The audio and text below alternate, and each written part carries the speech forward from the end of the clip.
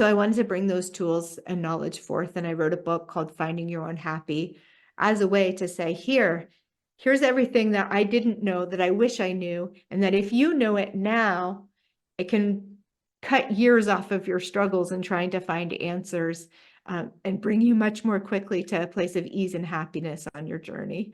So that's kind of where I am today, is just feeling so much better, and then on podcasts like this, sharing what I've learned so it can contribute to other people and help them move out of the struggle and the depression and the suffering into owning being empathic as actually the true gift that it can be when you know how to work with it. Welcome to the How to Heart Show, helping men reconnect to the heart and empower others as the leaders they were born to be. I'm Vincent Hazenboom. My mission is to help you speak your truth, own your authenticity, and step into your power. The world needs the raw and authentic man right now. Join us if you're ready to make a change.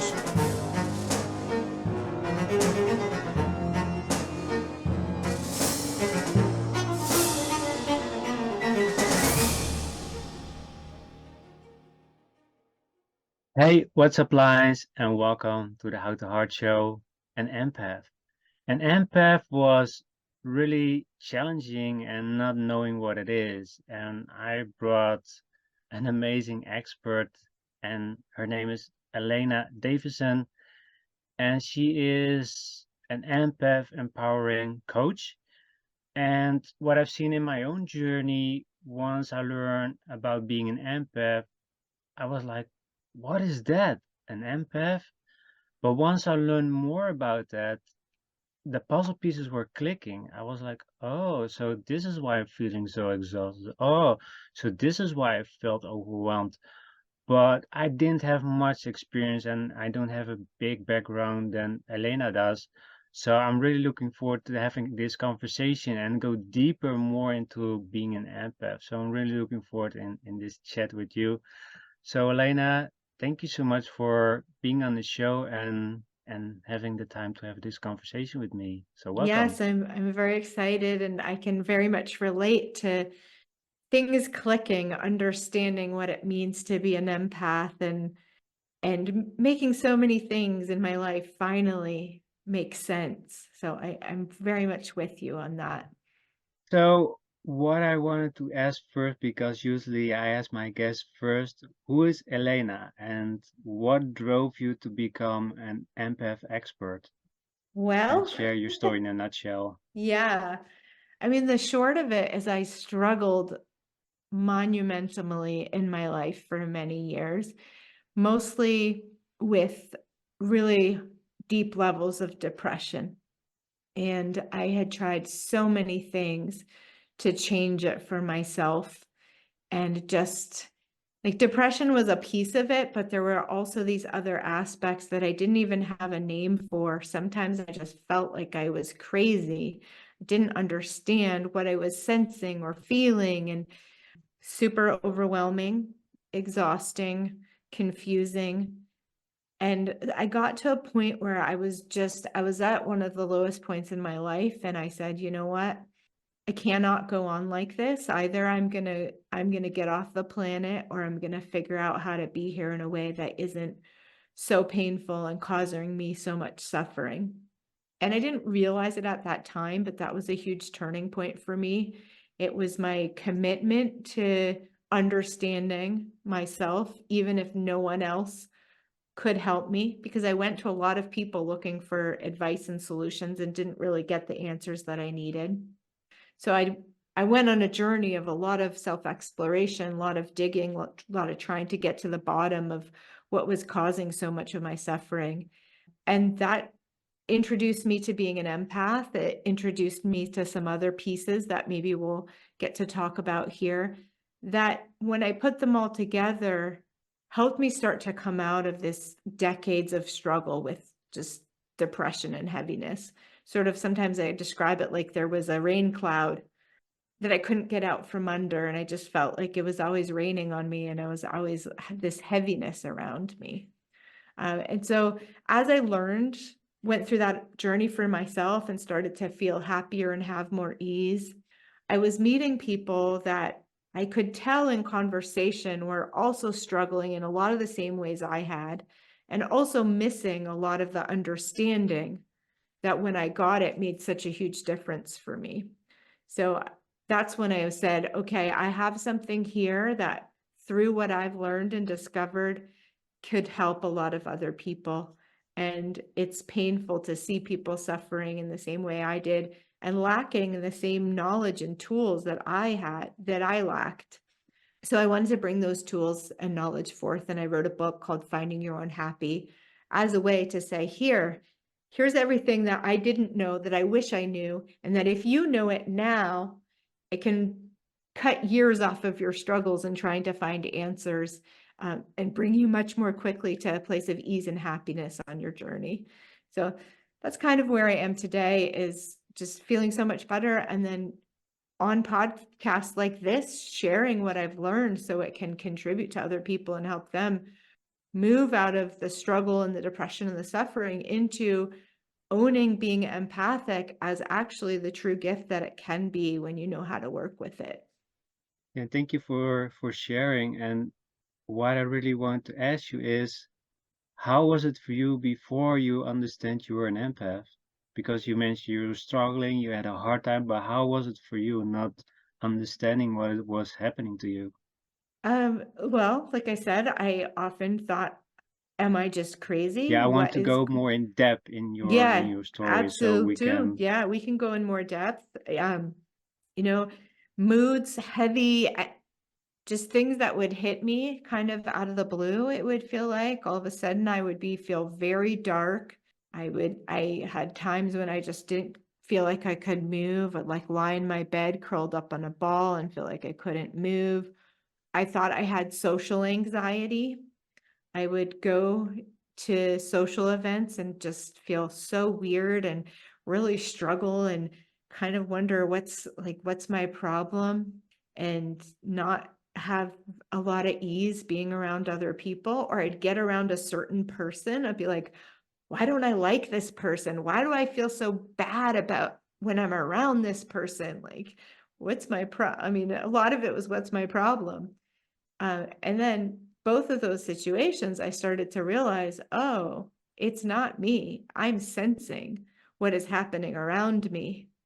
And that is what I'm experiencing. And it's, the source is not with me. It's actually perception of my reality around me. Also used to, I think about coming home from work and literally so drained and so exhausted, I would just sit on my bed and stare at the wall. And I just felt like I couldn't function. I couldn't move because I just absorbed so much of everybody's stuff going about my life. So it made it really hard to function in a lot of ways. I went through a lot of periods of unemployment. I was, at the time that I talked about having that turning point, I was homeless. I didn't have hardly any money left. So I was at a really, really low point. And a lot of those pieces, the homelessness, the inability to keep a job, those struggles were directly related to how I was being affected by people and energy around me, and not knowing how to handle it and knowing how to work with it. And just basically periodically feeling like I just had to run away from the world, quit everything, and go away. And then I would do that for a little while, and then I would start to come back to what now I think of as really my true authentic self and my own energy. And I'll be like, oh, I actually feel okay now. But it took me a long time to realize the cycle that I was in, and that I could learn how to not get to that extreme point. I could learn how to not absorb everybody else's energy or problems or all of those things, and just be like, oh, I need to go take some time for myself. I need to recuperate. Now I can continue. But I went from one extreme to the other. And so it's really been a work to figure out how to sort of not go to those extremes, but notice when I'm getting to sort of I think about it as the cliff. When I'm reaching the edge of my cliff and I'm about to go over the edge, it's like, okay, I need to pull back. I need to do some self-care. I need to manage my energy so that I don't fall off the cliff again. Does that sort of answer sort of what it was like? Yeah, I I resonate so with you with your story because I had the same. I was when I was younger, I was always when I went out and I saw the people having fun and drinking and partying, and I couldn't. I felt so intense and overwhelmed, and I couldn't Mhm, talk with people. I was so stressed, and I was like, what is wrong with me? Why can't I not have a conversation with anybody? Or why do I feel so much anxiety when there's nothing wrong in that mhm. moment, or there's Yeah, nothing to be feared? yeah. So that was Mhm, really struggling and really suffering every single time, not understanding how to deal with the emotions or with the mhm. frequencies or everything that you're going through. And that was for me the hardest part, not understanding that I'm an empath. So how was it for you? Yeah, I mean, what comes up in what you're saying is that for many of us, this level of sensitivity happens even sometimes when we're alone in our own room, Mm, right? So the anxiety or this feeling, it's like something just comes through and all of a sudden I feel so heavy or so depressed or anxious or not okay, and I don't understand where it came from. And sometimes that even happens when there's nobody physically around me. And so it was incredibly confusing and incredibly, again, I just thought maybe I'm just not like any other human that I know, and that there's something seriously problematic and broken about me that makes me not be able to function. I mean, it's a kind of sad story. And this is also like the part that breaks my heart when I encounter other empaths in that same space, is that just this belief that like I am flawed and broken, and mhm, there's something about me that doesn't, that can't make it in this world. And it breaks my heart because I know what's on the other side of that. And I know the truth, which is that you are just incredibly aware and incredibly sensitive of so many things, and have not gotten the support and the tools to learn how to work with it. That suffering alone and not knowing where to turn and feeling like nobody in the world gets what you're going through, like that's deep pain. And so to start to have words and language to put to it, to be able to say, oh, I'm empathic. Oh, I'm actually, what I'm experiencing right now is me sensing somebody else. And I mean, it wasn't an overnight instant transformation. It was clarity. It was to say, oh, I feel so weird and twisted up because actually I feel these other people. But knowing that wasn't enough to make the feelings shift, right? So I stopped feeling as insane or like wrong, but I still felt so much, and I still felt the weight of the world, and I still struggles, and it was still painful. So that was like the first level was like, oh, probably 90% of what I'm going through is actually not even my stuff originating with me. It's sensitivity to the world around me. Knowing that, okay, I can have a little more peace, but I still feel it all. I still am overwhelmed by it. I still don't know what to do with it. And so that was kind of the next level of the journey, is like, okay, if that's true, what do I do with it? And how do I work with it? Because it's great if I know, but I'm still like, I'm feeling tormented by the things that I sense. And yeah, so that's the next level, I think, of the empath journey, is being able to sort it out. I say there's like different steps. Like first is just knowing that that's what is happening. And then from there, it's a process of sorting out what is your energy and what is other people's energy, and learning to know the difference. Because a lot of us, it's just one big ball of mush. And then from there, learning how to work with what you're aware of. And then ultimately learning how to not be so affected and so absorbed by everybody else's stuff in the first place, right? So that you can learn how to walk in the world and navigate in the world with greater ease and less overwhelm. And in some cases, you turn off some of the channels that are picking up everything. And in some cases, you just learn to acknowledge it Oh, I'm aware of that. I don't have to absorb it. I don't have to feel it. I don't have to take it on.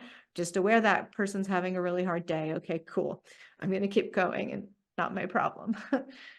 What I always had with myself was, why do I feel like this? Why do Mhm, I feel the entire world on my shoulders? I mhm. always felt the need to help everybody. Yeah.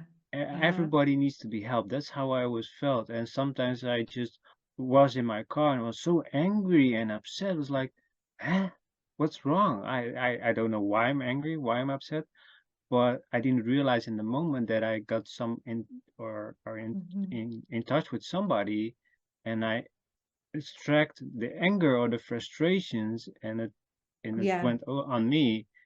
When you're like you said, when you don't realize it, you're just gonna search, did I talk to, or what is the person that I meet that was so angry, and I was just losing it. It was like, I need to stop. I need to stop worrying about other people's problems and focus on myself. Yeah. So that was really difficult for me to let go because I felt I need to solve everybody's issues Right. when I can't.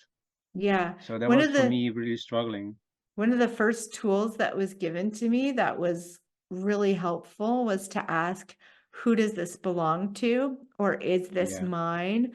For every thought, every feeling, every sensation, anything that's showing up in your world, say, is this mine? And if it shifts when you ask that question, like I've had, like, I'll start to feel a certain way. I'll say, is this even mine? And it's like, poof, gone. And actually one time I was literally crying, right? Got really sad, started crying, go like, wait a minute, is this even mine? And I stopped crying. I stopped feeling sad. I was like, okay, there's something really to this. And that can be a just, and then you don't have to know who did you interact with? Where did it source from? It's like, oh, wasn't mine. Okay, thank you. Bye. And yeah, this you bring up a very interesting question about this feeling the suffering of humanity and feeling like it's our job to save all of humanity, right? Like, because I definitely Hmm. can relate to that as well. And that was a burden that I carried. And I think I pulled in, there's a concept I was introduced to called universal surrogate, which is basically that somehow in some lifetime, I elected to be one of the people that was going to try to pull out all of the suffering from all the planet and process it so that the planet could be a better place, right? And so taking on the suffering of the world, the only kind of part that was problematic about that is people regenerate their suffering in some way. There is a purpose often to what people are struggling with. And if we just try to take it away from them, it doesn't actually get us the results that we're after. And that can be hard to recognize sometimes, like you're suffering, let me hear, let me take it away from you. And so one of the things I've learned on this journey is not about how to take away people's suffering, because I really do see in some way that suffering is part of the journey of learning and growing. I'm trying to see if I can make this concrete. Sometimes in my life, I have had a tendency to be a rescuer and a people pleaser. So somebody will be making some life choices that are producing certain results in their life that are maybe a little bit painful, right? And not really working out for them. I will swoop in and try to make everything better for them. But the information, the feedback that they were getting, which showed up in the form of some sort of pain and suffering, is necessary feedback for them to understand their experience in the world and to make the necessary changes. And when I get in the way of that, then they're not getting the information that something's not working for them and they need to adjust, if that makes sense. And so the way that I think about it now is I still want to help people. I still care. Is how do I put myself, so if here's somebody's problem, oh wait, what do I have? I have sunglasses here. I'll use the sunglasses. So in the middle is the problem, and there's a person and the problem. If I put myself between the person and the problem, that's buffering them. That's keeping them out of receiving valuable information or learning how to handle their own struggles in their life. But if I come alongside them or behind them and support them, then they can face that challenge, right? So I don't want to get in the way of somebody else in their lesson and their challenge, but I can give them the support and the encouragement to face whatever's coming through in their life, right? So not doing it for them, not taking it away from them, but coming alongside them or having their back. I think of like a kid, who's having a problem, often a parenting, like the parent wants to step in and fix it for them, just solve it, just do it. Like, here, let me handle that. The kid is not learning the skill then to handle their own problems or to resolve the issue themselves, but also they don't have all the skills necessary to face that situation, right? So the mom, the parent, whatever can come along and guide you and say, okay, we're going to do this together. We're going to get through this together. Here's how we're going to face it. And then the kid is learning the necessary skills. So the next time that thing comes up, maybe they feel a little bit better equipped to deal with the situation. And then going forward, they're like, thanks, mom, I got this. I don't need you. And so if you think about that in life in general with people who are going through struggles, I think a similar model applies, is how do we increase people's capacity to navigate and handle their own life rather than trying to protect them from the things that are hurtful. First thing that I want to say is thank you so much for sharing, because you touched on really some important topics, especially also with children. And that's really what you see with parents today. They have a tablet and they give it to the child and they think it's over, the problems, the issues are done. But we stop connecting with the children. We stop talking about their issues or their emotions. And I feel like that's really, really important, that I want to go a little bit deeper later. But I want to go a little bit back because I want to ask you, what is an empath? I think a Right, lot we of didn't people want define to it. know. Yeah, a lot of people was like, yeah, but what is an empath? So can you explain that? Yeah, I'll do my best. There are many different sort of ways that people think of being empathic. To me, empathic is the ability to sense and feel other people's realities. I'll just say realities as if they are your own. So this can come into as emotions and feelings. A lot of people are emotional empaths. I'm mostly an emotional empath, but there are also people who are physical empaths. They will pick up on other people's aches and pains. And I mean, I've heard from empaths who literally go to the hospital thinking they're having a heart attack, find out nothing is physically wrong with them, and then discover somebody in their family just had a heart attack, right? So in science, they talk about mirror neurons. So I think that empaths have more active mirror neurons, um, which accounts for like in-person interactivity. Doesn't quite account for like this distance when I feel somebody across the country and I can sense what's going on with them. So there's a level of connectivity to other people's felt experience that we absorb. Sometimes it can even involve like a sense of hearing people's thoughts. For me, it's not like I actually hear the exact thoughts, but I sometimes feel like I'm hearing chatter in my brain from other people, right? I can tell that there's a lot going on in their head, and I'm like feeling that energy of it in my head. And then we get into sort of people who have other sort of extra sense perceptions are sometimes qualified as empaths as well. So that could be people who see spirits or talk to people that have crossed over. There are people that have prophetic dreams or some other sort of psychic gifts. Oftentimes those folks are lumped together with empath. For me, those are kind of often people have a lot of these different things acting at once.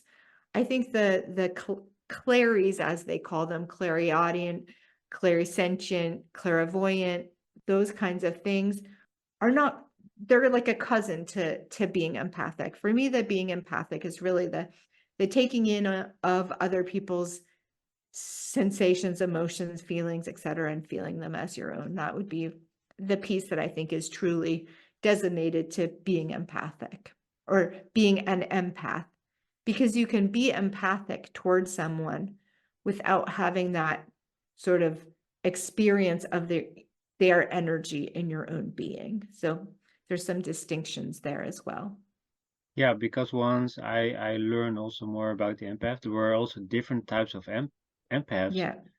And there was also one that was like a top empath that can feel everything, and Mm-hmm. what you said is the sensations from other people, your own sensations, the pain, the struggle, and people. Didn't have the chance to interview people that was a high empath, but they said it was so intense, especially as a child. I didn't know how to deal with it. I was wanting to lock myself up because I didn't Mm-hmm. know how to handle it. Yeah. And I think for a lot of people, once you understand that you're an empath or highly sensitive, a lot of things make sense, but also a lot of emotions will drop off your shoulder because then you know, oh, it's not mine, Yeah. so I can release it and let it go.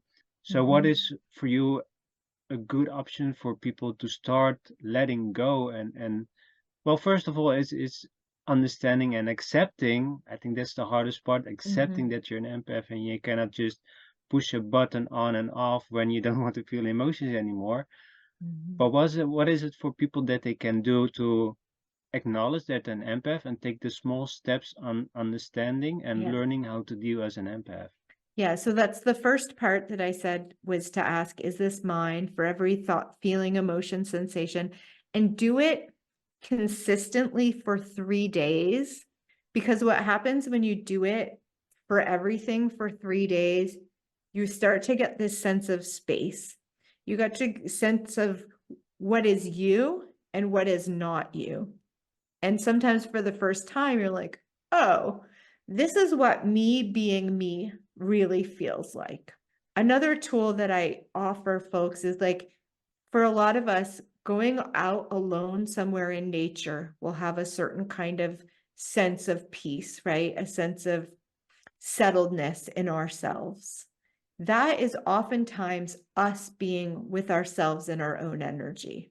So if you can start to establish a baseline of what you being you truly feels like, independent of being affected by everybody else's energy, then you have something to come back to or to recognize. And so then when it's something other than that, there's a likelihood that you're being affected, right? Like, oh, this is what me being me and my own energy feels like. So if I don't feel that way, then it's likely that I'm being influenced or impacted by other people's energy. And so that can be also a very useful sort of beginning baseline tool. Also to notice, to start to pay attention when your mood or your energy shifts. If like has happened for me a few times, I sitting at my desk just typing, all of a sudden not feeling so great, having these negative thoughts about my life coming into my head and feeling like, oh, I have the stories I always go to that I recognize now, but I'm like, wait a minute. 5 minutes ago, I was feeling just fine. So what just hit me? What just changed? Nothing in my external reality has changed. So why am I all of a sudden feeling so different? That's a good sign that something has come from the outside to affect you. Or like in public, walking down the street, like you were using the example of driving in the car and feeling really angry. And I notice sometimes I'll be driving the car and all of a sudden I'll feel like a certain way, like, oh, okay, who around me might be feeling that? Because I wasn't feeling this, 5-10 minutes ago. So that sudden change is a really good indicator that you're picking up on something that didn't originate with you. Now, there might be ways that you're connected to it, or it might be touching something then in you that does get stimulated. And there's, many layers, but this is sort of the first layer of like, who am I and who are you? And what's that, where do I end and where does everybody else begin? And can I start to find that line and know the difference? There are a bunch of tools in my book, Finding Your Own Happy, where I help you sort out what's yours and what's not, and then also how to sort of release other people's energy from your space if you feel like you have a lot of it on you or in you. There's a meditation in there which is about making yourself as big as the universe, so that whatever comes into your space doesn't have such a big impact on you. Sort of like the example I give is if you take a glass of water and you put a drop of ink in the water, it will color the entire glass, right? But if you're the ocean and a drop of ink goes into the ocean, it has literally no effect, right?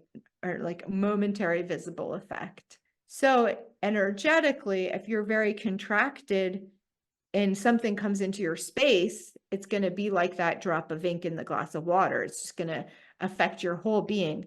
But if you can make your energy a bit more expansive, like the entire ocean, then somebody's energy shows up in your world and you're like, oh, okay, I'm just going to keep going. I'm good. So there's several things like that you can learn to work with, sort of navigating your energetic space. When once I was listening to you talking, I had a lot of questions that Yeah. came up to me. What feels really important is also have empathy towards yourself, because I remember I was so frustrated and angry. I was really blaming myself. Like, I don't want to feel like this. I need to stop. I need to look for answers. I need to look for help. But eventually I learned I have to learn to accept it. So I think the first thing, like you mentioned, is really to accept it and understand that you're an empath. And that was really the question that came up is for the empathy or the empath. Why do you think there are empaths on this world? Do you know a reason, or you think There's a it's few has a different purpose? There's a few different theories, and I think we all have sensitivities and we all have abilities to tap into people, read people. Most of the empaths that I have spoken with that struggle with being empathic, because there are those for whom it's not a struggle, they're very clear. Almost every person I have spoken with that struggles in some way also had some sort of history of trauma in their childhood. And I see it over and over again. Even like I remember talking to this one woman, she's like, my childhood was fine. But then she went on to say how her parents were incredibly rigid, incredibly critical, all these things. And I'm like, that is not a healthy environment for a child to grow up in. So she didn't even recognize her own experience as traumatic. So I think that empaths are both maybe come into this world, into this life with a tendency to be a little more sensitive and a little bit more aware of everything happening around them, just because we're on a spectrum, and just some people are more sensitive than others. And then they're put in environments where that sense gets heightened, and they use that awareness to constantly monitor their environment, tap into what's happening with everybody around them so that they can be safe, so that they can learn how to function in the world, so they can learn how to get their needs met. And so then it becomes an automatic or virtually automatic, we're not aware of it, habit where we're constantly feeling into the energy of everybody else, reading everybody else, and then trying to and often taking on the energy of other people, trying to process it as if it's our own. And part of the reason we do that is like, if my mom has an energy that is hard to be around as a little kid, like as an empathic kid, and I feel that, like, ugh, I'm going to try to take it away from her, which kind of goes back to what we're talking about of wanting to take people's pain away. I'm going to try to take it away from her, and I'm going to try to process it as my own, because what other option do I have? I'm stuck with this person. I feel her energy. I can't just leave. So either I'm going to keep feeling what she's feeling and it's going to feel icky for me, or I'm going to try to resolve it somehow inside of myself so it can start to feel better. And then a lot of us empaths do that into adulthood. We get around a person and we want to solve their problems. We want to take on their energy and fix it for them because we feel the discomfort. We don't like to be aware. We don't like to be around their discomfort. So if I can somehow handle their discomfort for them and make it better, then it'll just be easy for everyone, right? doesn't really work entirely that way, right? But that's sort of I think the subconscious logic in our being is to say, the most logical thing is I feel your suffering. Let me make your suffering go away. And then neither one of us have to feel it as much, right? And that leads often to a lot of codependency and dysfunction in relationship, all just an attempt to like monitor our own heightened sensitivity to everything happening around us. So that's how I see where empaths come from. I think it's also like there are spiritual gifts, right, that we're given. And sometimes the struggles that we go through earlier in life help us hone those gifts and be able to then serve humanity, help other people, all that kind of stuff.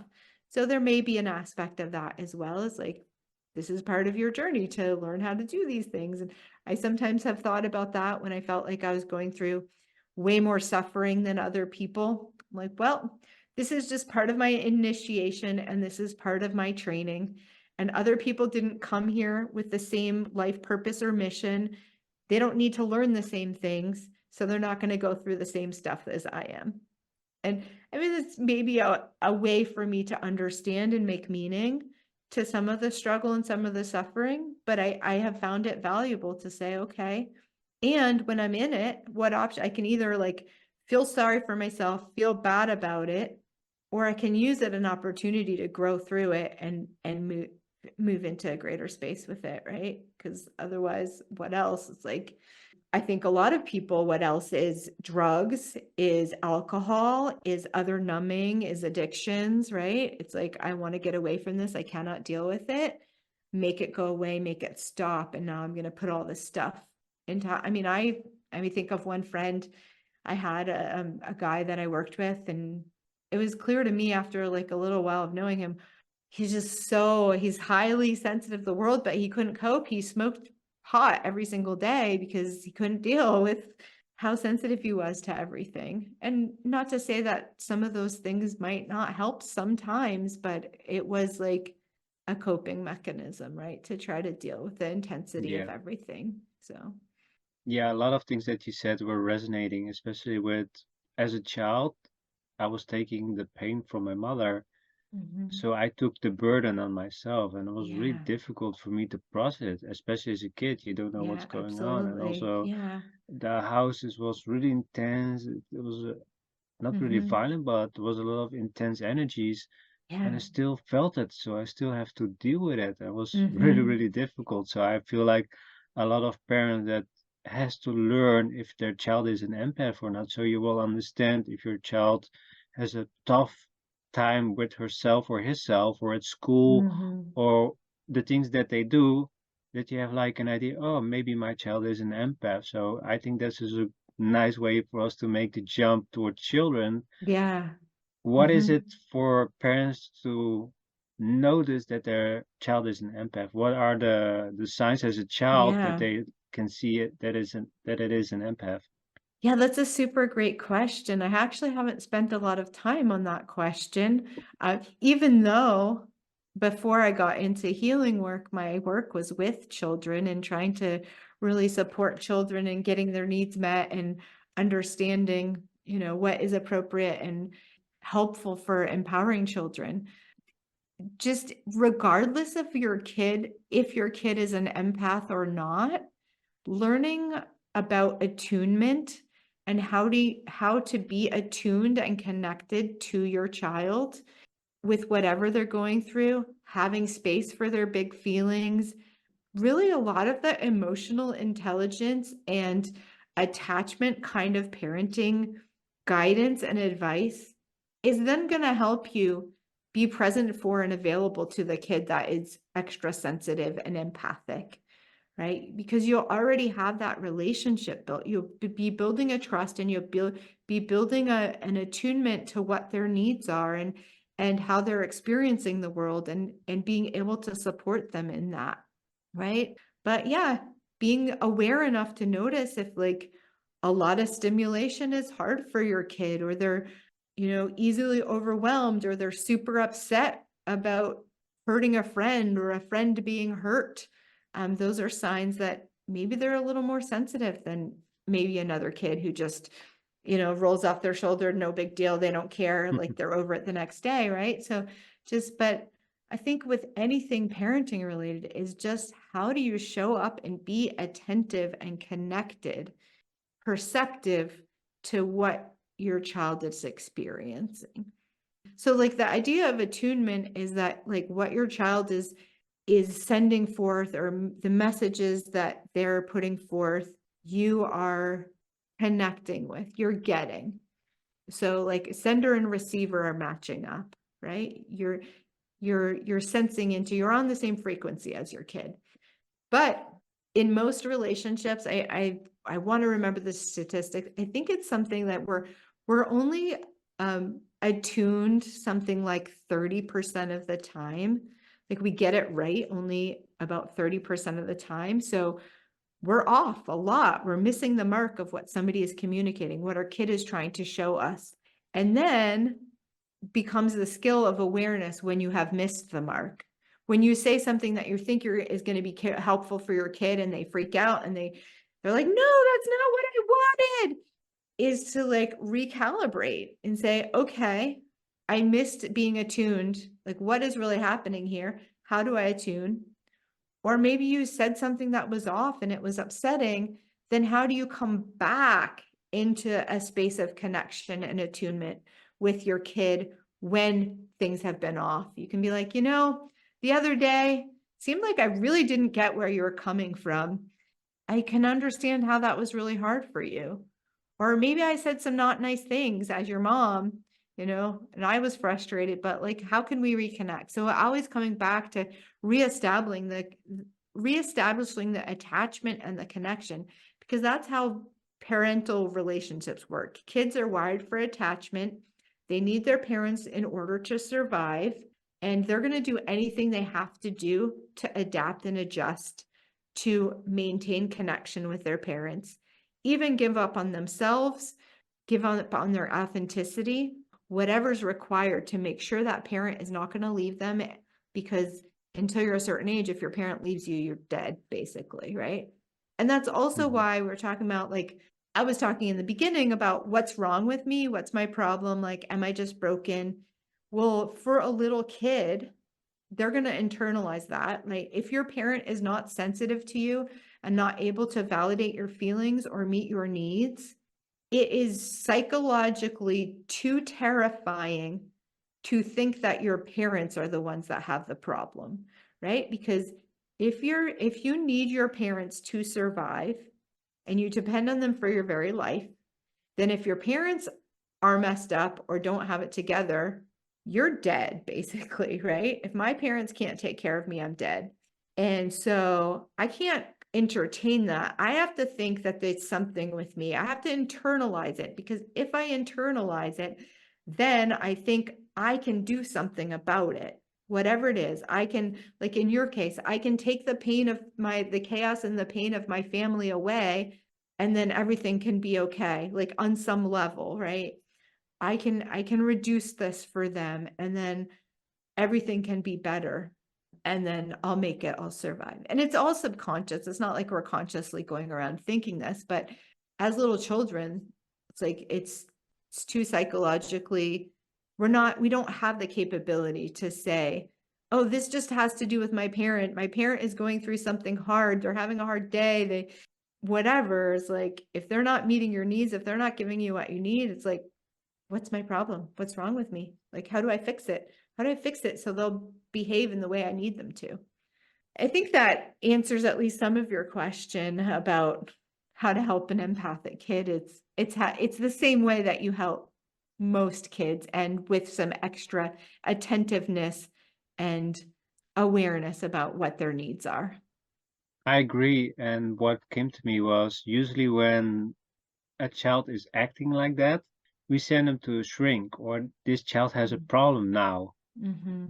First, go through the steps that Elena explained and figure out if he or she is an empath or not, because that's Yeah. easy to send them off to a shrink and they can figure it out. But what you really see that parents are losing the connections with children. They give a phone Yeah. and they don't look at them anymore. Yeah. It's I like mean, why do we have children in the first place? Modern, I mean, there's so much information, there's so much understanding about how modern society and technology really is antithetical oftentimes to the evolutionary needs and expectations of children. And that's another thing that really breaks my heart is like how much children are not being attended to in the ways that they need. They need physical touch, they need play, they need stimulation, they need community.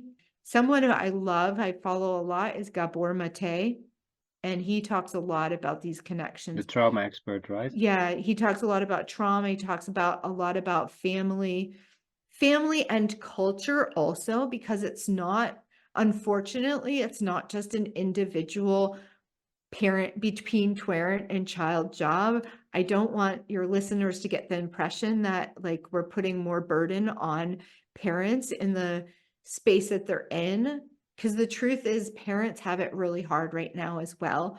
And our culture and our society is not designed to support healthy, appropriate, evolutionarily appropriate types of parenting. The whole design of our culture separates parents from kids almost. I mean, I used to work at a daycare center where they came in at 6 weeks old and they were there sometimes from 7:30 in the morning until 5:30 at night every single day Oh, from the time they were 6 weeks old, right? So, and that is not what we are designed for evolutionarily. We're designed to be close to our caregivers. We're designed to be connected, right? We're designed to have a tribe and a community of people that are looking out for us and for our well-being that we are attached to. So there's so many pieces that go so far beyond the individual family dynamic or the individual child-parent relationship. Yes, there are many things that you can do that support a better connectivity, that help your kid and help your highly sensitive kid. And you're up against you're up against such a monumental force of the culture that we're in, including technology, including all the people around you. And so it's a very, very hard job, and even harder if your kid is sensitive, and especially now in an over scheduled, over technologized, over input kind of system and society. Not kids are not playing outside as much as they used to. They don't have enough as much alone time and downtime as they used to. And so for a child who is easily overstimulated or sensitive to what's happening on around them, that's going to be a lot. That's going to be really taxing on their senses, really taxing on their nervous system, and super overwhelming for them. So yeah, if your kid is having all sorts of issues, one of the things you might want to consider is being aware of how they respond in different environments, being aware of how different things affect them, and not just assuming that it's something internal and your kid's inability to cope. I mean, it is their inability to cope, but it's not their fault that it's their inability to cope. It's that they are being put into situations and dynamics and all of these things that they're not designed to handle. They're not physiologically designed to handle. They're not emotionally designed to handle. They don't have the cognitive, psychological, emotional abilities to handle, right?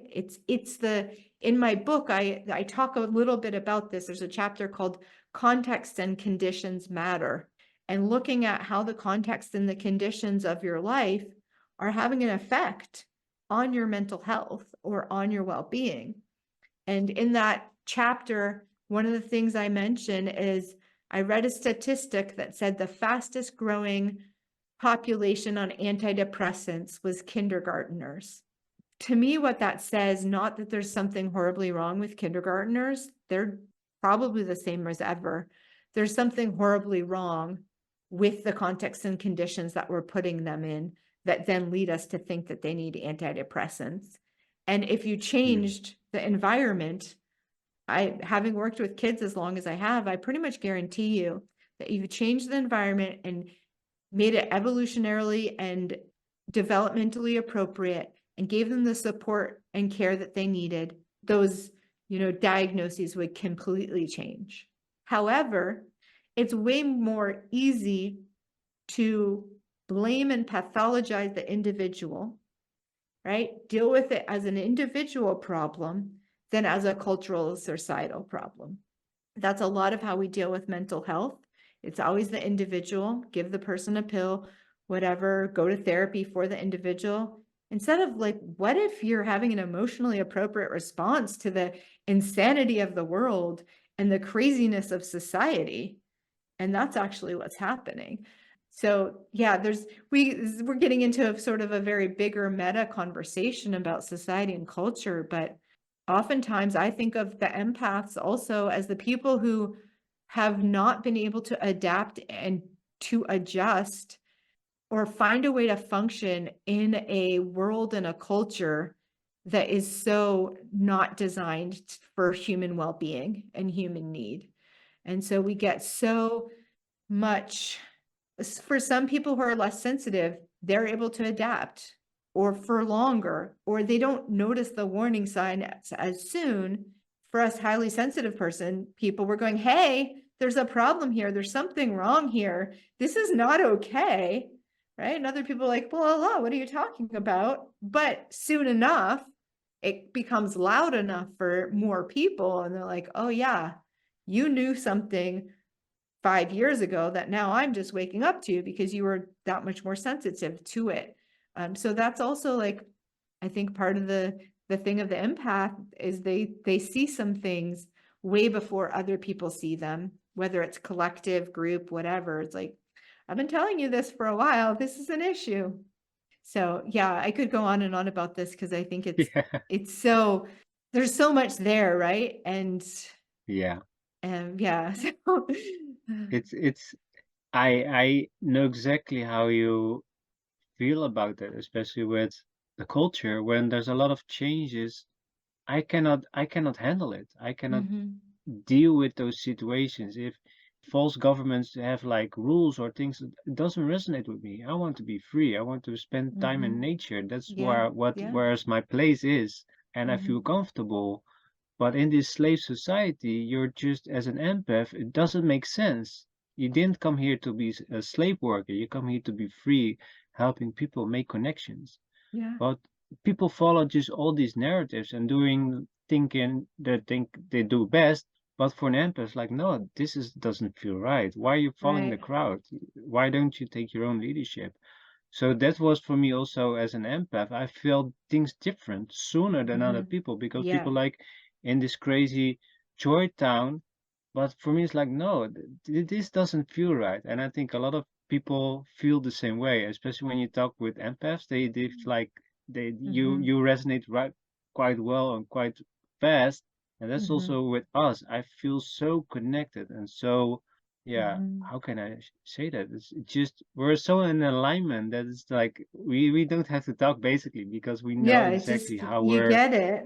And then exactly. like talking, if we're going into like some of the, yeah, the systems that it's hard for empaths to function in, right? Work, for me, definitely work has been a challenging one. It's for lots of reasons that are in our culture. We're not, we're not, it's not designed to meet human well-being, human need. I mean, there are creative professions and so forth. And then add in these layers of power dynamics with people that you sense things from, and you have all these empathic feelings about what's happening that are sort of behind the scenes, and then try to navigate that as well. I mean, great if you get somebody that you're working with that aligns with you, that is clear in their energy, that is well connected. Often been with people where I can sense, and even therapy, this is why therapy didn't work for me for a lot of years, is that I could sense all the unresolved stuff that my therapist was carrying. And You so, should have and been their therapist. yeah, exactly. Or they weren't attuned into me. They weren't really aware of what was going on with me. And I also didn't trust them because I also, yeah, I felt things, you know. Fortunately, I later in life got the opportunity to work with somebody that was an amazing therapist for me. This was also, although after I really understood how to work with being empathic. I wonder sometimes if I met her at an earlier stage in my journey when I didn't understand at all about what being empathic was like, if she would have been able to help me the same way, right? Because Mhm. that I'd gotten that mostly handled for myself, right? And then she helped me deal with some other things that I was navigating. But yeah, all of those things come into play, and then it can be really, really tricky. Yeah, the thing that you just want to be free, it's like for me, I want to be free to to know what I know and not to have to pretend like I'm not aware of all of these pieces. But that can be really confronting also for people, because often as an empath, you're picking up on and seeing the things that people actually put in their shadow or put in the space that they don't want other people to see. It's not the face they're presenting. All right. And for me, one of the challenging spaces has been registering incongruency, right? So someone is presenting in a certain way, but I sense another energy that's different. And I'm learned how to work with it a lot better now, but it would really confuse me to the point sometimes I would just start crying because I didn't know what was going on, right? You're acting this way, but your energy is telling me this. And I don't know what to do with this. And I'm so confused and I'm overwhelmed and I don't feel okay anymore. And there's been a few times actually I had that kind of reaction. And then, well, one I'm thinking of, the girl then admitted, she's like, oh yeah, I was being passive aggressive towards you, and that's what you were picking up on. And I was like, oh, okay. I'm not just, that was like one of those moments like, oh, I'm not crazy. There is something to this. I was really sensing something that was the subtext, right? And so it can be challenging to walk around in the world reading everybody's subtext that are not necessarily what they want out front and center. It is. It's really challenging. That was for me the most challenging as an empath, to really not taking everything in and letting Mhm. go. And Yeah. that was really crucial for me to Mhm. let go, because I cannot help everybody, and also it's not my purpose or my intention to help people, not in Or a in way to solve their problems. Yeah. So that was for me hard, because I wanted to help them, because I see them suffering, I see them struggling. Mhm. But on the other side, I will also take away the opportunity for them to grow, Yeah. or for them to So see it for themselves.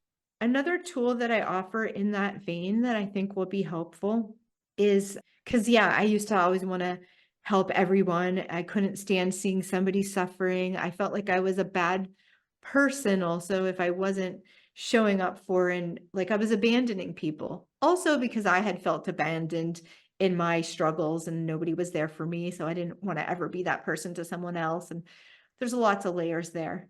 But what I came to was this process of self check-in to say, is this mine to do? And just really sit with that for a second. Know what a yes feels like. Like there's some ease, there's some flow with it. If it's if I'm trying to convince myself that I need to do it, but I'm feeling lots of resistance and a lot of irritation around it, okay, then it's probably not mine to do. And if I get a no that it's not mine to do, then I am trusting that either it's something this person needs to navigate and figure it out for themselves, or there's someone else in the world that's going to show up to provide the exact help and support that that person is going to need in the best way possible. And if I step in when it wasn't mine to do, then I'm getting in the way of that other person being the perfect solution to what that person was needing. And that has helped me relieve some of this sense of guilt about not showing up for people. And it's sort of a mindset to believe that people are going to get what they need and they're going to get the support that they need. And sometimes it is mine to do. I'm like, okay, yes, I can totally do that. I'm happy to help with this person. And then it's usually a beautiful experience that contributes to both people, right? But that has really helped me a lot to say, okay, is this for me to take on? Is this mine to do? And then trusting that trusting that if it's not, it doesn't mean that nobody's going to help them. It just means there's some other solution that's going to work better. it's definitely made my life easier and clearer. Yeah, for sure. That's really important for you to stay true to yourself and don't give away everything to other people, but also learn to protect yourself, put a barrier or a shield just to Mhm. block away and the things that you mentioned, say what I'm feeling is not mine, and you just feel it, the tension letting go. So that's Mhm. really important to have like this tools and things that you can do and learn and use them, because first when people told, or my therapist, he said you need to put a cocoon around you to protect yourself Mhm. because entities, darkness, Mhm. energies. I was like, "Psh, I'm not gonna do that. I don't have, how do I do that?" But once I did Mhm. it more and more and more and more, I feel better. I feel Yeah. protected, because when you talk about these things like woo woo, it doesn't real, but once you do it, you have to do Yeah. it because everything is energy, and you have to protect Yeah, yourself. do it and see what changes. Do it and see what effect Exactly. it has on you. And I have a slightly different perception about protection. To me, it's more just like having good energetic boundaries, because sometimes protection can feel like it's a big scary world that you have to defend yourself against and protect yourself against. And Yeah. for me, it's about how do you be clear in your own space and your own energy and have good boundaries and keep what you don't want outside. And then also, like, one of the things I also talk about in my book is the more that you really occupy your own space and your own energy and make your energy a strong energy and the strongest energy in your life, the less space there is for all of that, all the rest of that. And I've seen it over and over again in my own life when I really have to like occupy myself, or let's say I have to show up for a client call or something else. This doesn't happen as much anymore, but I used to like be like all like weird and wobbly and feeling all this different feelings. And then I would have to really show up for something. The image I have is like a bowl or a basket, right? And I'm like standing outside of the bowl or the basket, and there's all this other stuff in the basket. But then I jump in the basket, and all of that other stuff has to splash out, and there's no room. And then I'm in the basket, and I'm taking up this space for myself. So the more you take up space in yourself, in your own life, in your own energy, it's not to say you won't sense all of these things, because you will still have those abilities and those senses, but the ability for so much of that to take you over and occupy yourself, at least in my experience, has diminished because you're clear in your own energy and it's strong, if that makes sense. Yeah, for sure. That's really important. The things that you mentioned is really to, again, awareness and creating whatever you want to say, protection, or what you mentioned is really, really powerful, just to be in tune with yourself and have like Mhm. an understanding that you can let go. It's not yours. I come back to it, but it's so important to learn to let go and not taking everything so personal, like, oh, it's mine, so it's mine. No, it's not yours, and you have to Yeah. put it on the side. So, Elena, I want to go to the next topic, Yeah, and that's please. that's really a really, really important one, especially also for myself and for the future, dating and relationships. So, Yeah, as an okay. empath, for me, it's really challenging because I'm scanning people or women. For my case, I'm just like, "Oh, how can I feel the right person?" And it doesn't fit my criteria. And also as an empath. But what do you think about for men and women that are empath? Should they date empaths or not? That is a really interesting question. I laugh because this has definitely been a fraught area of my life. I am currently not in a relationship, and I've struggled a lot with relationship. Part of that struggle has been this similar thing of not knowing where I begin, where I end and another person begins. And that becomes even more pronounced in a relationship. And like sometimes I have to stop myself and say, is this my feeling about the person or about the situation? Or is it their feeling about me that I'm now picking up on and thinking that is mine? And especially when you're intimately connected and so forth, it can become very confusing. I also think that like two empaths together, it could be beautiful. It could also be super challenging to have two highly sensitive people, kind of pinging off of each other. And so I did meet somebody when I went on a trip to Costa Rica, and I met somebody who was highly empathic, and we had a very interesting, intense moments of connectivity. And then I'm not exactly sure what happened. I have some theories. I have some understanding about what evolved, but by the end he was like, I can't handle this, go away. And we'll see if anything, if we reconnect at some point in the future. But it was very intense, right? And there was a little bit of like this experience that I felt like ping-ponging, like almost like what is mine and what is yours? You're thinking that I'm thinking that you're thinking that I'm thinking, and it's like, woo, like what is going on here? Like who is who? I can't really quite tell. So I think for empath, if I had to give any sort of advice of what I've learned over my journey of struggling a lot with intimate relationships, I would say like take your time, trust yourself. Because that's the thing. And this is part of my own childhood history, but I had a history of telling me any sort of feelings or senses I was getting was my own issues about being in relationship rather than a sense of the situation. Multiple times I got through to the sort of the end point of a relationship and said, oh my gosh, the things that I was feeling at the very beginning that I discounted as my issues and my problems are actually very relevant. And it was just things that I was aware of from the very beginning that I dismissed, that I wasn't willing to just own as like intuitive sense and knowing. So the more you can trust the sense of things, if something's feeling a little bit off or not quite right and you can't put your finger on it, you probably are just really sensitive to something and maybe know some things that will come to light later on. And then, yeah, taking your time, getting to know someone, having really good boundaries, really working on who is me and what is my energy and what is you and what is your energy.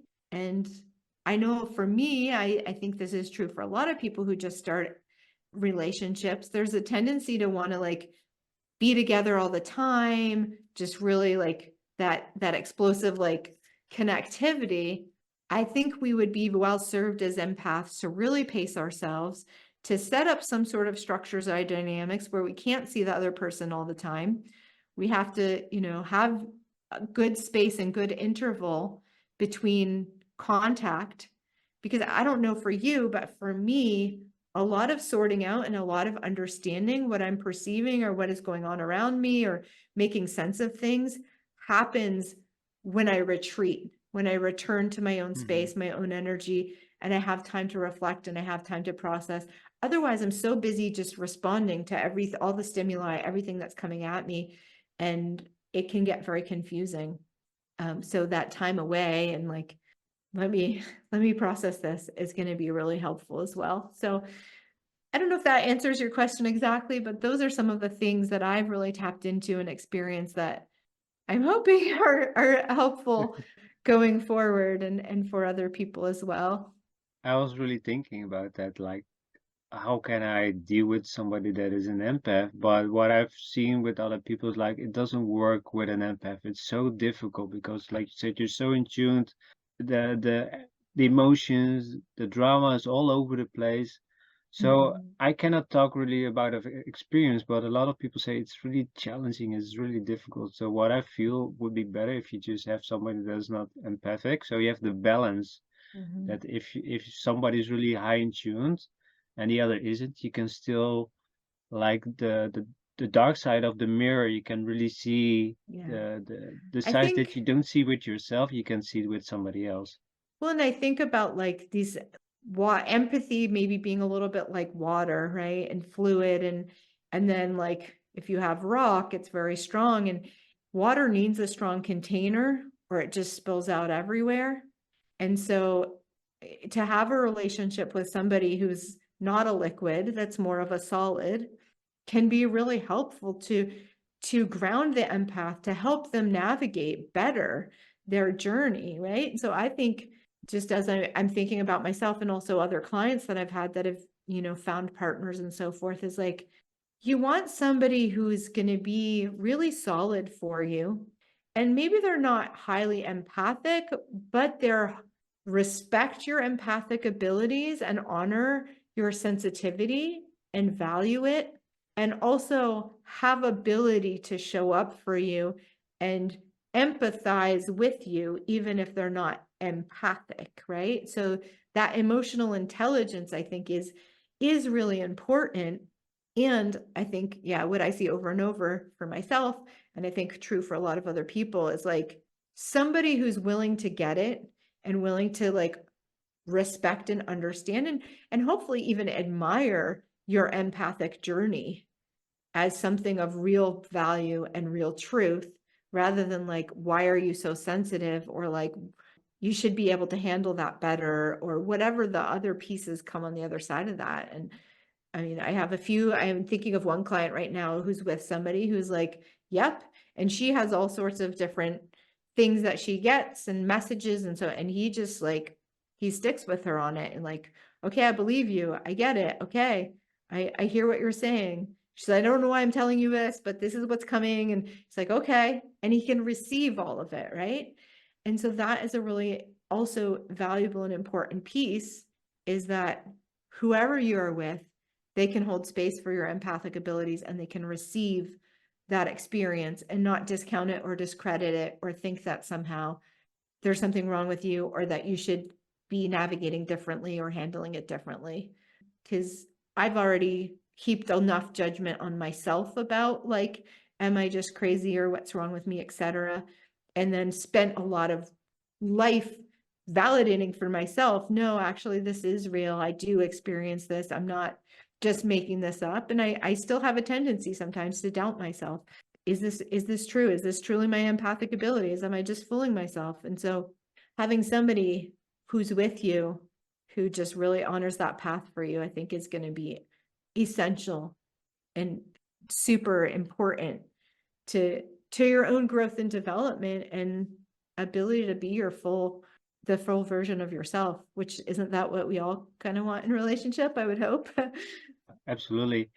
That's I think that's really key also, to be really like tune in with yourself and ask yourself, is this the right person that I want to be with? Because especially with empaths, you're really in tune, so you can really feel if this person is gonna be a good fit for you to be in a relationship. And I think that's also like the superpower that we have.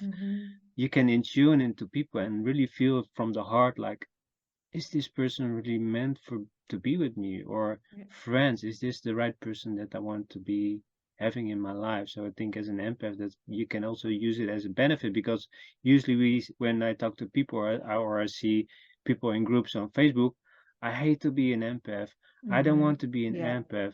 But you can also see the benefits and the good things about it. You have to find a middle way in it. So I think that's And I also really think, important as to do that. empath navigating relationship, right? It's to move out of the need to caretake and to heal and to rescue people, because that's partly a lot of what empaths end up tapping into. It's like, oh, but I love them, or I see the good in them, right? How many of us, I mean, this might not be solely an empath trait, but seeing the spirit, the soul, the potential, the beauty in somebody at their deepest level. I know that's been true for me. And it's like, I want to go right to the heart of their being. And they are a beautiful soul, but there's so many other layers of personality and how they're showing up and so forth. It's like, I end up trying to rescue them or to heal them or to save them in some way, instead of really looking at who is available to truly meet me and can truly show up for me as well. So there's a level of discernment, I think, in when you've really gotten to a certain level of empowerment with your empathic gifts, and you'll be able to say, yes, is this the person that is a good match for me or not? And also, there's some places where we get tripped up in that of, right, like, oh, I feel this love, or I feel this connection, or I see the beauty of their soul. That might not be the best criterion always to say, then I should be in a relationship with them, right? There's some other levels of discernment sometimes that we put away because we want to help and we want to save and we want to love, right?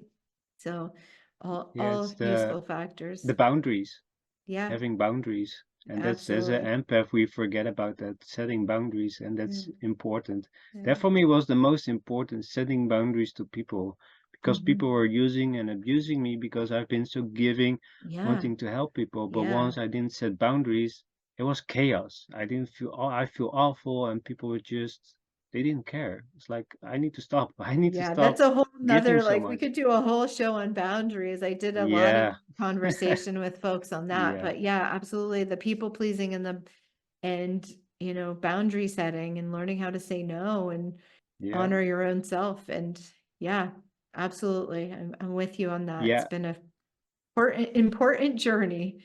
It is, and we can talk about this for hours and hours and Yes, hours. yes, of So I course. want to, yeah, and I want to have one last topic that I really want to dig into because this is really, really important, and that is avoiding. Because as an empath, we want to avoid situations, we want to use things to avoid crowd places. But Mhm. I've read it in a book when somebody said, I'm just not gonna take the freeway.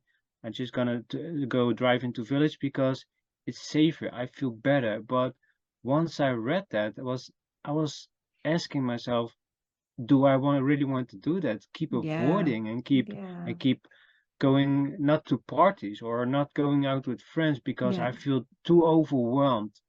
So Mhm. what is it for you to also in your journey to avoid and to make the change, like now I need to start living because as an empath you cannot close yourself off as a monk, right? Yeah.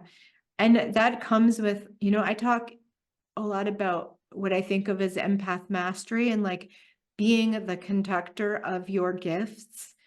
One metaphor I like to give is like you're going to a concert. I don't know if for anybody who's been to a classical concert, in the beginning, all the instruments are sort of tuning up and it's kind of a cacophony of noise, right? And there's a lot going on. Then the conductor comes out and it's the most beautiful music, right? You have a symphony playing. I think of like empathic gifts a little bit in a similar way. You can either have the instruments just playing and like it's a cacophony, or you can be the conductor and the one in charge, and you can use it to create beautiful music. Like your gifts are not going to just disappear and go away, they'll still be there. But when you learn to be the conductor, then it serves you in your life.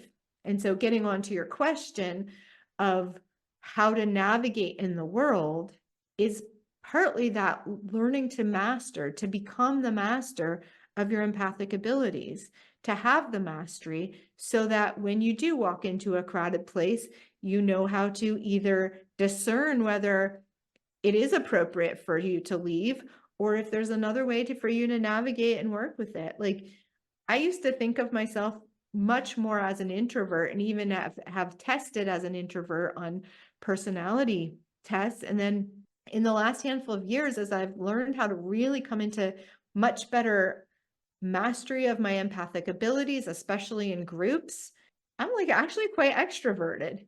And the change is not the change is really how to work with being empathic. And I think some people that think they're introverted are just highly empathic and don't know how to navigate and don't know how to work with it. And that when you can command your own energy in a strong way and you can walk into a space and hold your own core, your own psychic energy, your own energy, you might be aware of what is going on around you, but you're not leaving yourself. You're not sort of like, I see this thing where it's like people just they go somewhere else and they make space for everybody else. But you like, okay, this is me. Okay, I'm aware that some person has some drama going on in the corner over there. I'm not going to take it on. I see that there's some weird other dynamic. Okay, I'm going to go exactly for what I want and do what I want and show up how I want here. And sometimes I walk into a space and I'm like, yeah. I mean, for example, I went to an event with my roommate the other day I don't want to be here. And this is getting too much. It was like a band playing, it was loud, lots of people were drinking, da da da. Like, nope, this is not for me. I don't want to be here. I feel my level of like tension and anxiety rising. Yes, I could stay if I needed to. I would be okay. But actually, I'm just going to go for a walk. Like, it was a beautiful day. I'm like, bye. I'll meet you back. But, that's the level of discernment, right? But other times I go to social events, I'm like, it's fun because there's something I find that's of value there that I want to connect with.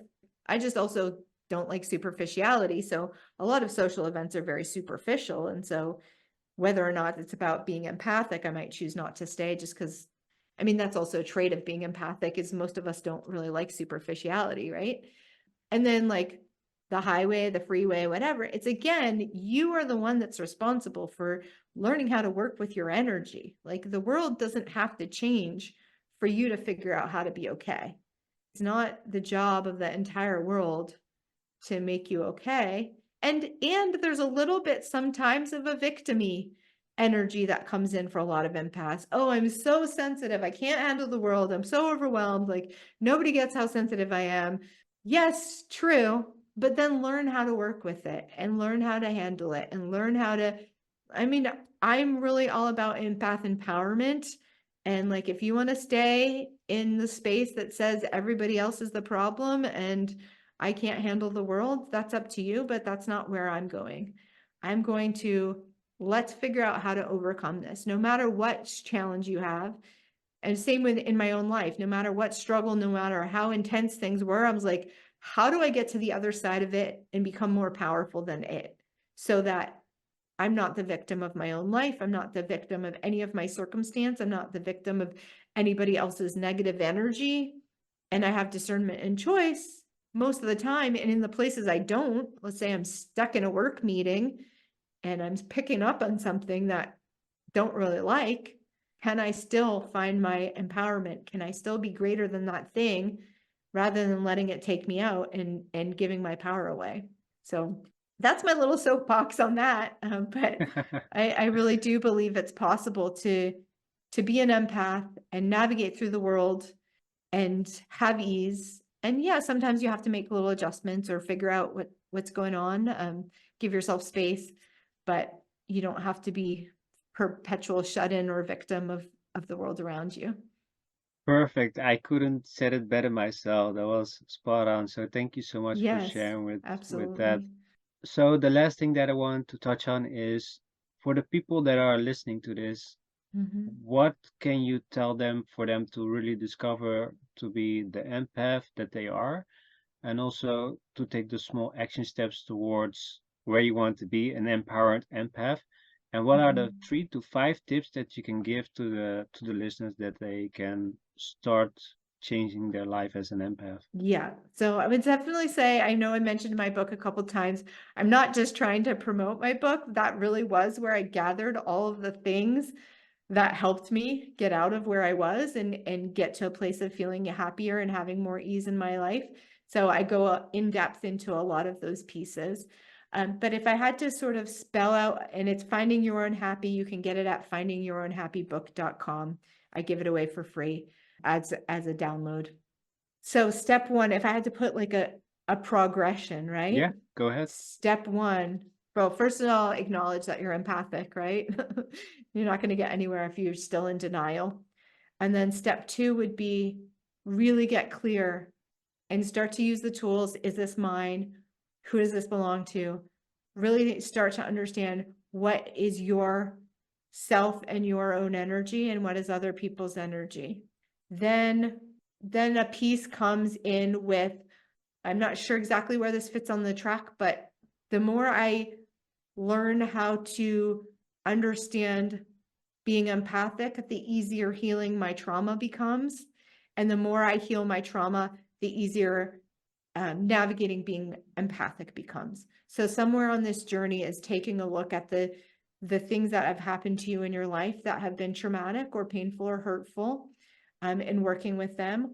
Also often at the subconscious level, a lot of the reasons why we do what we do with energy originated in subconscious patterning. So our tendency to like read everybody and pull everybody's energy in, or like Vincent and I were talking about how he was trying to process his mother's feelings. All of those things are operating at the subconscious level. So it's some deep healing work to sort those pieces out, and then learning discernment and tools to really say, this is me, this is not me, and I'm going to learn how to work with and navigate my energy. And there's a lot of layers to learning how to work with energy, right? Starting with what's yours and what's not, learning how to have a good energetic boundary so you're not absorbing everybody else's stuff. But those are the things that I see repeatedly when I'm working with clients make the biggest difference. And the things that we do, right? Work with your energy, heal your trauma, address your subconscious, and know what's you and what is not you, essentially. That's really good advice. And what really came to me is really do something with this, because if you just letting life just go as it is and not dealing as an empath, you're gonna have a hard time. And it was for me exactly for you. If you didn't know you're an empath, you're just gonna be having a hard time. You're gonna be struggling, suffering, being angry, being upset, blaming yourself, blaming other people because you Yeah. don't know how to handle it. Yeah. So that's really, really, really important. If you feel like, okay, I'm an empath, start using the tools that Elena gave and do Yeah. something with it, because it can change your life. Really, it can really change your life and really make your Absolutely. life better and richer, because you don't have to deal with all this drama and emotions anymore. I And mean, that changes everything. I have experienced levels of peace and happiness and ease in my life that I didn't even know to imagine were possible. You know, it was like I just wanted to stop being in pain and suffering. And now it's like, wow, my everyday reality is like in some way close to like the ceiling of what I could imagine in those days of suffering. So you owe it to yourself in your life to put in the time and do the work to get to a different place, to have a different kind of experience, because there is hope, there is a way, there are tools, there are people like myself, like Vincent, who are on this journey that can help you, that can support you, that can guide you to really a whole new possibility. And I wrote my book and I started this journey because I didn't want to see so many people suffering so needlessly, right? So Yeah. if you don't do it for yourself, do it for me. Um, uh, yeah, so please, please know that you're not broken, you're not screwed up, there's nothing wrong with you. You just haven't learned yet how to work with your particular experience, your particular abilities in a way that can be mediated through the world in a way that is easeful and peaceful for you. But you can learn that, and you can get to a place where the world looks a whole lot different. Absolutely. What I really like is that's the thing that people go to. I'm broken. I need to be fixed. There's something Yeah. wrong with me, but Yeah. you're not. There's nothing wrong with you. No. And once you accept that there's nothing wrong with you and you don't have to fix anything, then life is gonna get easier. And that was for me really letting go that there's something wrong with me, or letting go Yeah. that I need to be somebody that I'm not. Life will flow to you instead of fighting it. I envision it in myself. I was just holding this rope, just pulling in it constantly. And once I just let go, life became easier. And it's also for Yeah. an empath. You can Yeah. hold on to these emotions or you can let them go. Yeah. So that Yep. was for me, that I really want to say that's really important. Absolutely. It's nothing broken or wrong about you. What if you work exceptionally well? And that's what I see over and over again. You actually work exceptionally well. You just might not understand how you're functioning and how you're working. And when you start to see what's below the surface with the subconscious, with how you manage energy, with all the really brilliant strategies you've put in place to try to survive and protect yourself, you're going to be at Yeah. awed by how well you work. And yeah, some things might still need to be updated or shifted to have some greater ease, but no, you're amazing. You were designed perfectly well, and you're doing exactly what you were designed to be doing, and you just need to understand it a little bit better for your own happiness and well-being.